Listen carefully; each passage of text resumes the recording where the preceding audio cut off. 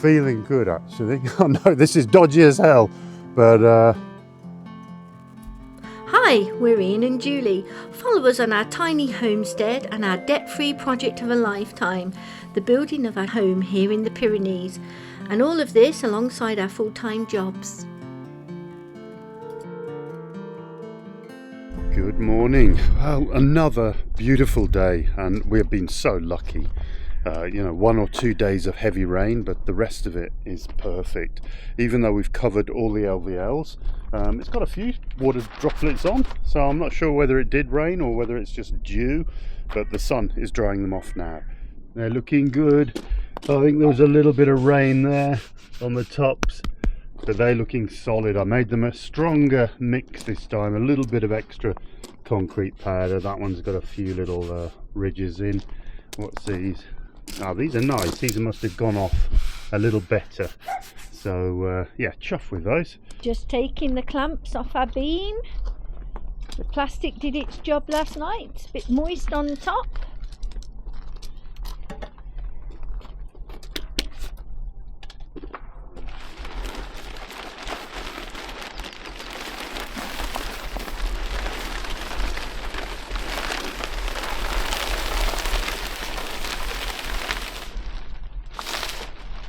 This plastic is basically damp-proof membrane for underneath concrete floors. So we thought it was the cheapest and strongest plastic we can get. Well, we've proved that with the OSB on that back wall. It never degraded, and it's been there for months in the sun. All nice and dry for today to work on. Gotta say, they look even bigger in the daylight. They're enormous. They are long. 230. Take the end and move on. I'm just doing all the markings now for Ian, so he's going to come along and screw in where I'm doing. So I'm doing 70, 150 and 230. Marking all the way along, and that's going to be his screw marks. Just check them on my marker. Oops. There we go. 150. Oh, sorry, 70. 70, 150, 230.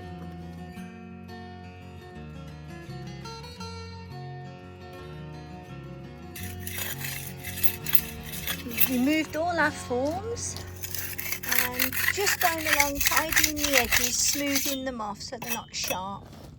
Well, they've come out really well. And we've got a nice day today, so hopefully they'll dry out pretty quick and I can get on and paint these ones. Yeah.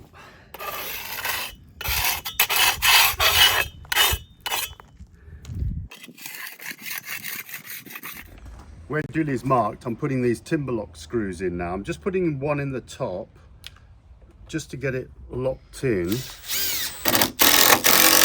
And then what I'll do is put one in the center here, so Julie will have to go along and mark again.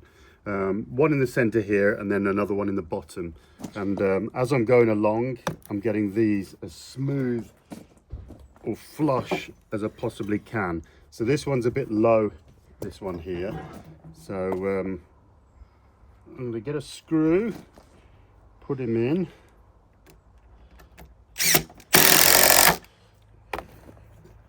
And bring him up to the level. That's nice. And then get him all the way through.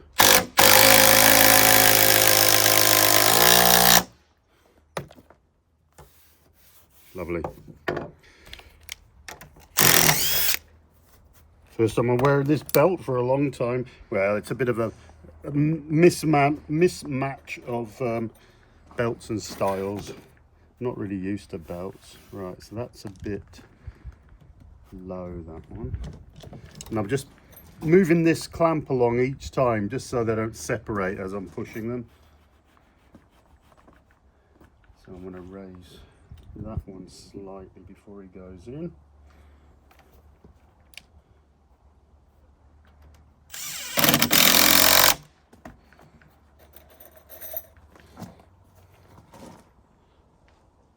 every 30 centimeters, so every foot. I think that's enough. I did ask the manufacturer, they never got back to me. I tried to ask the supplier, but they didn't get back to me either. So I'm just going off what I've read.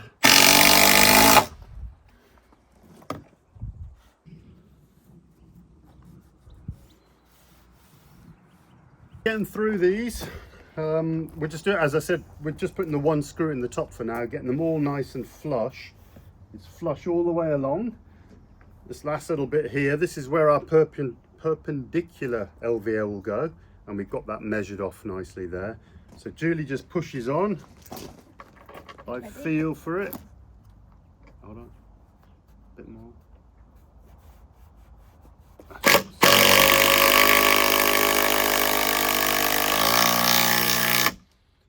Right. And that's basically what we've been doing all the way along, isn't it? Right. We might be a bit fussy, but it's better to just take the time while we've got the time to do it.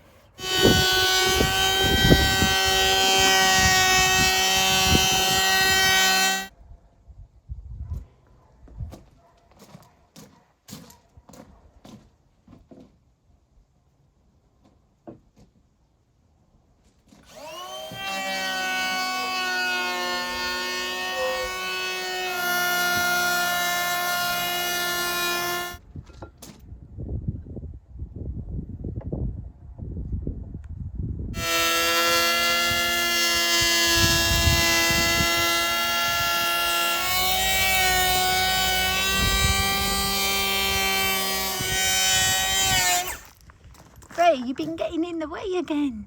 You're covered.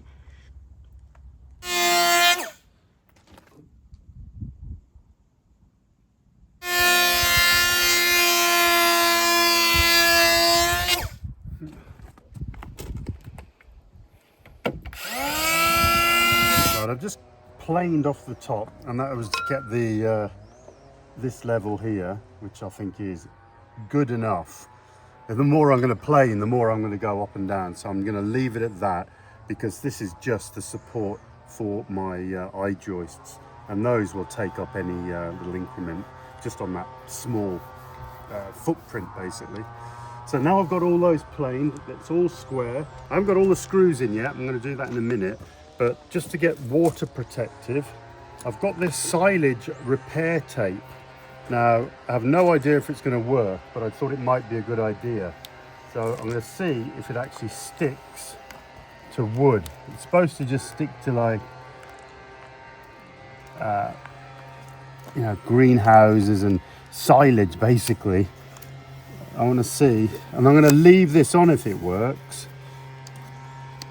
So when I put my joists on, I'm going to put my joists on over this, and that will protect it from the weather while I'm getting my floor in and my roof on and everything else. I think it might actually be working. Let's have a look. Basically like the decking tape you put on, isn't it? Well, it's not as thick as that because I don't want any increment. Yeah. It's really just to protect these end grains of the LVLs. I was hoping, this is 100mm wide. You have to go right on the edge, I think. Well, we could always overlap. I haven't got enough. I've got enough for 2 bits.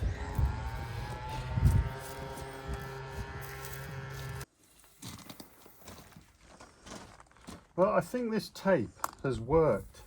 It's like our poor man's zip tape, I suppose. We can't get zip tape here in France or in Europe.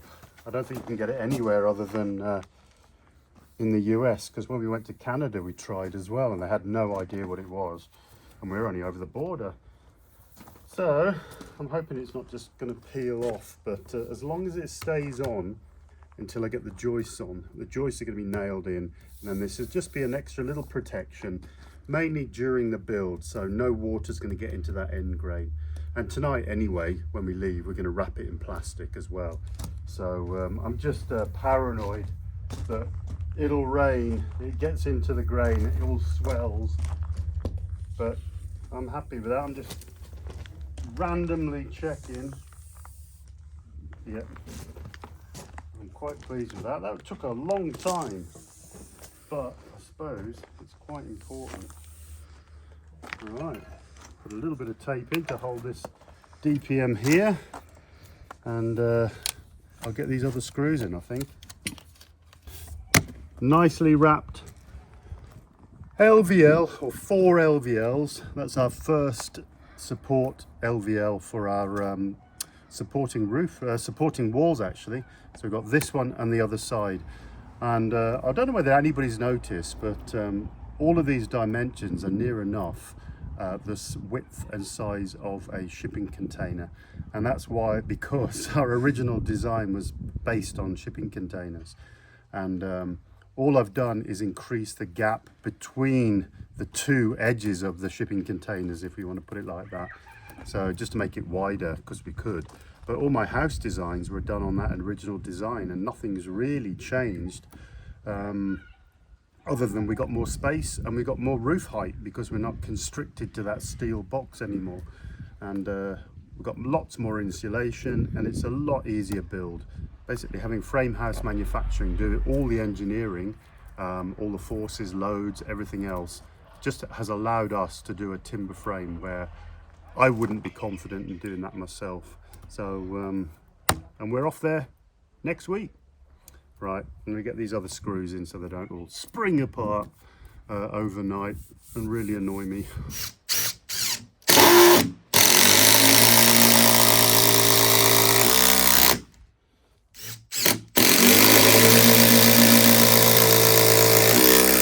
You never know when you're doing this how accurate you're supposed to be, but I'm assuming you're allowed a bit of tolerance, aren't you? So, especially on a size beam, this one. So yeah, I'm just going along the other side now, putting in these timber lock screws. There's 2 the other side, at each every 300 mil, so every foot, 12 inches.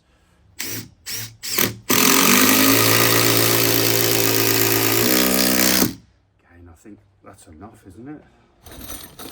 Oh, here's another 50. Oh, can't even get to it now. In the pouch. And it's good because it does come with a little Torx bit as well. And I am changing them out each time because they're wearing out. And you cut your finger with them.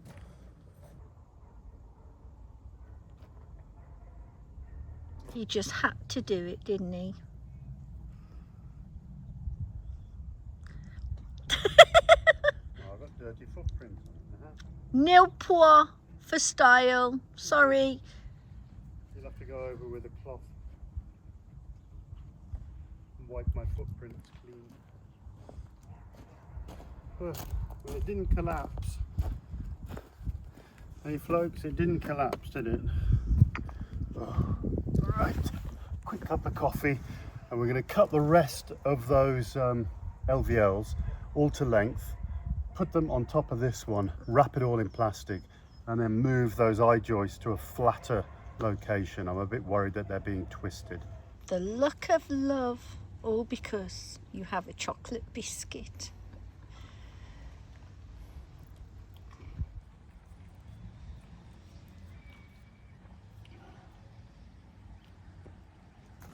So the plan is we're going to lie them all flat on the top of this beam, and that will stop them warping. The beast's coming out. It's way too heavy for us to carry.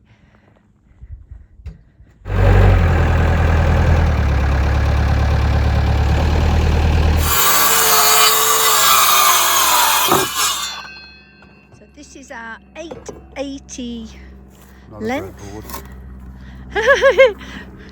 Every time he cuts one, breadboard. So we've now cut 4 of our 880 lengths on the forks of the Manitou, clamped them on, and hope for the best. We'll get them over onto that beam and then we can just slide them off.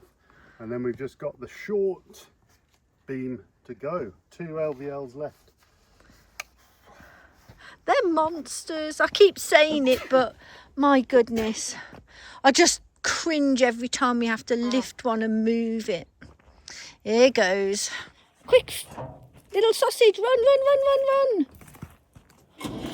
Quick. And look who's right in the way. Daft dog.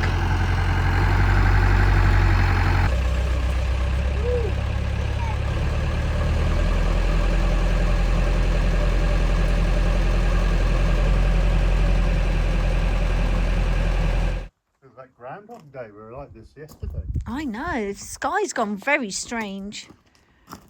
Right. Get back under, Ridey. As I keep saying, this is going to get boring very quickly. We need to figure out how to get under these. Go or on, pull over yourself up. Right. I'm coming I'm under. going to go the high end. Yeah, I'm little.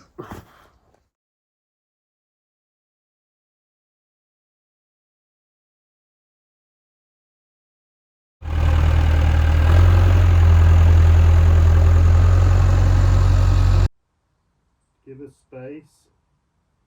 5, 5, 3. Down to our last couple of boards now. So we've got 2 LVLs. I'm just cutting them into 5.5 meters each. So we'll have 4 bits, and then we've got a couple of meters in the middle spare. So I'm going to use those for blocking anyway. So they'll come in handy, but not a lot of wastage. And yeah, I'm quite happy with them. Right, I'm just going to lift this edge.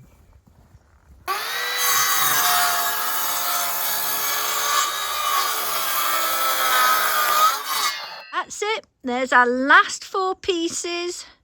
And we're going to place those across the centre of these. And then it's a wrap. We're going to wrap them and forget about them for tonight. Yes.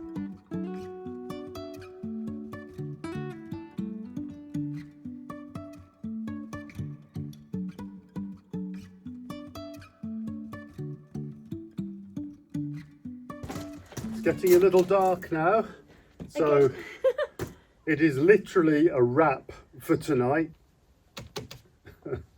But we've got it all waterproof.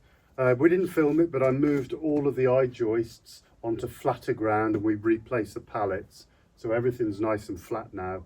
So tomorrow we're going to carry on with these LVLs and get all these in position. See you tomorrow. Yeah, another tiring day. Back up here first thing. Beautiful day again here today, so I'm going to get on. These are dry enough now, these last 4 pillars, for me to continue painting. So I'm trying to get all this done this morning. Just finished the one off that I couldn't quite finish because it was too dark, and that'll be all the pillars painted and protected, ready for when we start moving all that wood onto these. Right. There goes.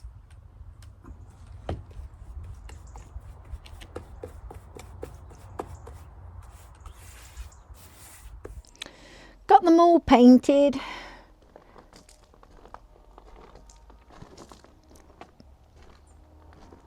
So a month earlier, I'd ordered a jib crane for the Manitou from Vevor, and it came in 3 packages, or it should have come in 3 packages. I opened up the first package, which was the retractable jib, the first part of it, and then I had the second crate, which was the main jib of the crane. But then 2 more crates turned up, and I ended up having 1 main jib and 3 retractables, missing totally the main fitting that goes onto the forks. Just got back from the metal yard. I have got to now construct something that's going to help me take all the house panels off the truck, and also then possibly crane everything in. I gave a clue out there, but lots of pieces I've got to try and put together now. I've ordered so many things from Vevor. This time it was just a nightmare.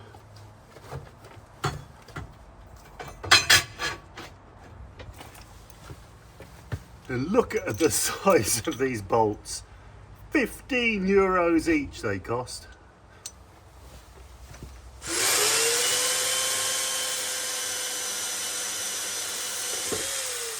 Just getting all my parts cut out. 46 euros worth of steel, and the bolts are 45 euro. So we're coming up to 100 euros worth of parts, basically due to Vevor not sending me this section. I've made a template as well of the actual side of the crane, so that's going to sit somewhere like there. So I'm just going to mark all this out and weld the main structures together, because I've ordered a hole cutter, because I need to get a 30mm hole in this steel here, so this bar can go through, so the bolts can go through, so it's a solid structure, it's not bolting just through this thin box section.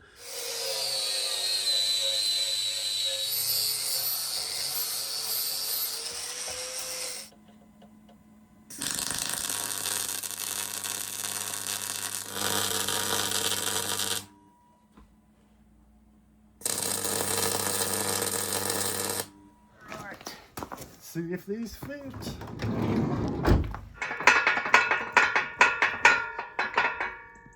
Right, so that is the minimum measurement. All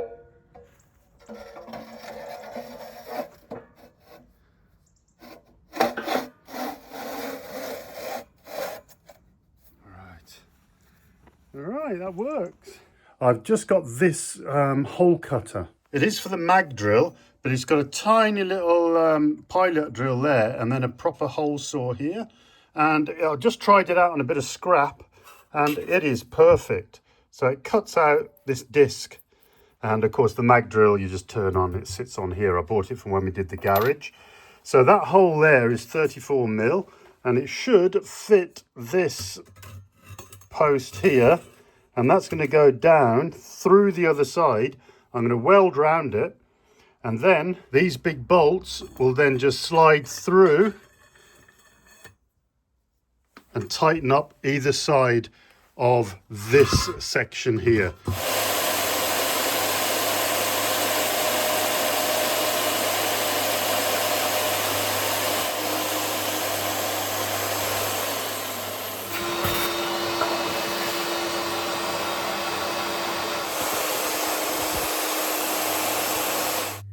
Really impressed with that.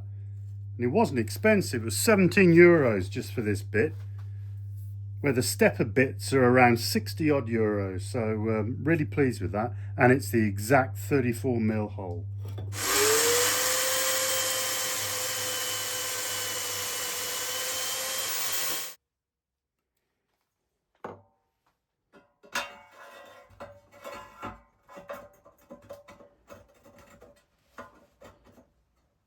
This will hopefully fit straight through.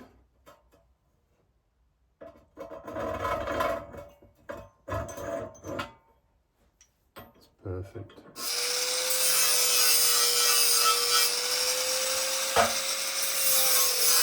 It's a late one tonight. I thought, because it's been raining all day, we got quite a bit done today with those LVLs, but I have got to get this crane sorted out, and I think I have just finished. This is the bit that was missing. You can see I've got one end, two end, and three end. So I actually got three parts that, well, two extra of the adjustable ends here, which I didn't need at all. And the whole story was just awful, huh? But I've got the main boom here, and luckily I managed to well, make a jig and get a pattern going and get this unit all welded up. Not the greatest of welds, but I have put extra supports underneath both sides, and then a support strap on the top, which also acts as a sort of a rain cap. So I'm going to test this out tomorrow. Right, it is time to get this up to the plot and tested. Now, which one of these will I take? I have a choice of three.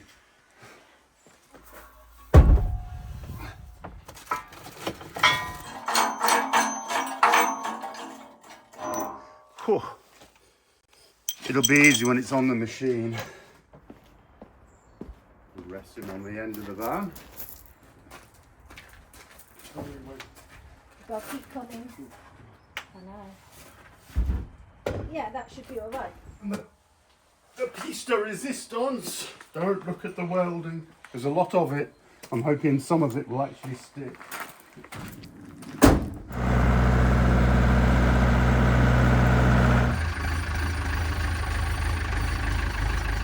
Right. Whoa. A little bit of grease does wonders. Oh, look at that. Oh, maybe not. Oh, there we go. Nice snug fit, Mr. Wright. I know, it is. Should be okay. So on. Hold on, get in line. Come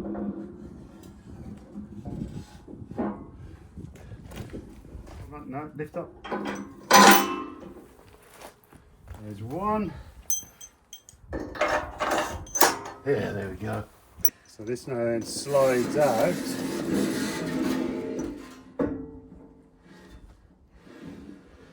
It doesn't, so that's the full amount. I'm going to go back one. Yep. So that gives me that extra. So I'm only 35 kilos, so that's not going to really be a good test. Other thing I got from Vevor is this scale. This goes up to a ton, 1,000 kilo. So what I'm going to do, plonk that on there, and then I'm going to go down. It's so muddy though, it's so annoying. I'm going to put the bucket on and see how much the bucket weighs, and just to get an idea of stability.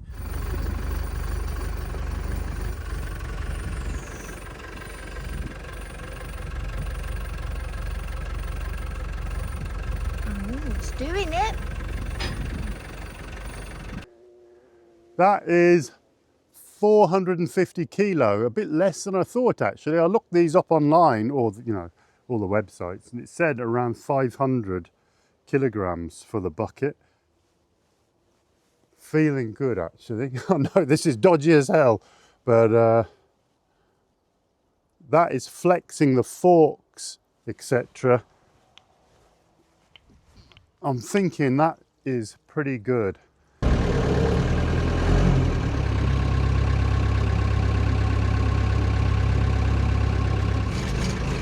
Well, I'm thinking that was a good test. I know it was only 450 kilo, but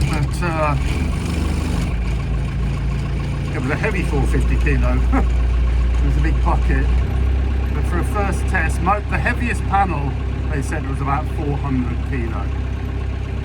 So I know it's got a lot more sway, you know, with the wind and things, but with a string underneath, I should be able to just move that a short distance to get it onto the actual building platform.